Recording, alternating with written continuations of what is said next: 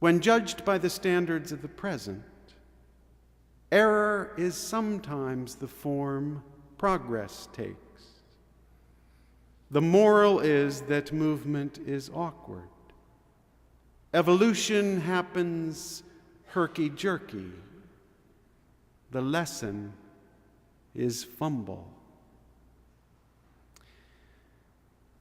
Thomas Edison, midway through the 10,000 experiments that eventually led to the invention of the light bulb, was asked by a journalist why he persisted in his experiments after having failed so often. "Young man," Edison reportedly replied, "you don't understand.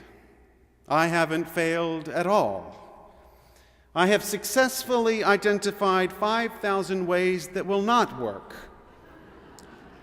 That just puts me 5,000 ways closer to finding the way that will work." If you want to get life right, you'll need to spend a lot of time in the margin of error. Playing it safe isn't a quick way to a fulfilling life. It's a slow way to a certain death. A riskless approach to relationships yields a love that hardens and petrifies. A riskless approach to parenting yields children who cower and cringe. A riskless approach to work and career yields a feeling of impotence and discontent. On the other hand, life comes alive when you're willing to venture into the margin of error. Michael Jordan, one of the most talented athletes ever to grace the hardwood floor of a basketball court, put it this way: "I have missed more than 9,000 shots in my career. I have lost almost 300 games. On 26 occasions, I have been entrusted with the ball to take the final game-winning shot and missed. I have failed over and over and over again in my life, and that is why I succeed." My sense is that some of you this morning find yourselves living in the margin of error. You've taken a wrong turn in your life, made a bad decision, pursued an unreachable goal. You feel unsettled or distraught, perhaps even mortified. You wonder whether you can pull your life back into the center again. Here's what I know. The path you are on will lead you into possibilities you never would have discovered if nothing had gone wrong.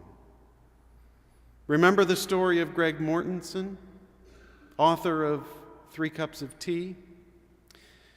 On a trip to climb K2 in the Himalayas, he failed to summit because he stayed behind to help a friend. Then he lost his way on the descent, took a wrong turn, and nearly died before he stumbled into a remote village. The villagers nursed him back to health. When he asked them what he could do to express his gratitude, they said they needed a school. At last count, more than 130 schools in the remotest regions of Pakistan and Afghanistan have been built or significantly supported because Greg Mortensen took a wrong turn. The margin of error is one place where life invites you to step into a different future. On the other hand, some of you may fear the margin of error. You've clipped your wings, played it safe, limited your risks. Perhaps nothing's gone especially wrong in your life. But you have a gnawing sense that things aren't quite right either. You feel stuck, stifled, at a loss. You wonder whether something ventured might mean something gained. The answer is yes. Of course, something ventured might also mean something lost. But maybe whatever you would lose needs to be lost. Either way, the margin of error invites you to step into a different future. As a minister, I regularly spend time with people at the stage in their lives when they look back and try to sum up what they've done and haven't done. I seldom hear regrets about chances taken that didn't work out, or paths explored that led to nowhere. But I do hear wistful wonderings about what might have happened if they had taken the risk. The adventure of life begins when we have the courage to explore the margin of error. No matter your future, movement can be awkward. The lesson is fumble. But when we remain undaunted by the margin of error, our future comes alive with possibility. Amen. I love you. May God bless us all.